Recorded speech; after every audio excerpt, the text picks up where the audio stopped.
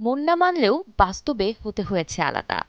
তাদের ভালোবাসার গল্পে একটা সময় দর্শক ভূত থাকলেও নিয়তি মেনে সিনে প্রেমীরাও যেমন হয়েছেন বঞ্চিত, তেমনি ব্যবসা সফল এক জুটি হারিয়েছে টলিউড ইন্ডাস্ট্রিও। বলছি দেব শুভশ্রীর কথা। বর্তমানে দুজনেই আছেন চর্চায়, কারণ মুক্তি পাচ্ছে তাদের প্রায় 10 বছর আগে করা সিনেমা ধূমকেতু।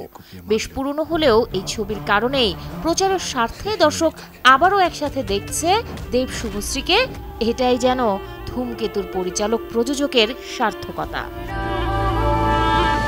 দেব শুভশ্রীর প্রেমের শুরুটা হয় 2009 সালে চ্যালেঞ্জ দিয়ে।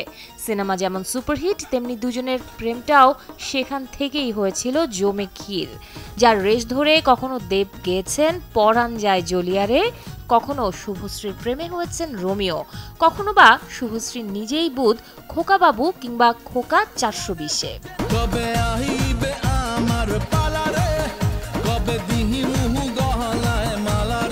অল্প কদিনের প্রেম বলেই দুজনের হয়নি মালা বদল, বরং মাত্র 7 বছরে হয়েছেন আলাদা, যার কারণ কখনোই খোলাসা করেননি দেব শুভশ্রীর কেউ।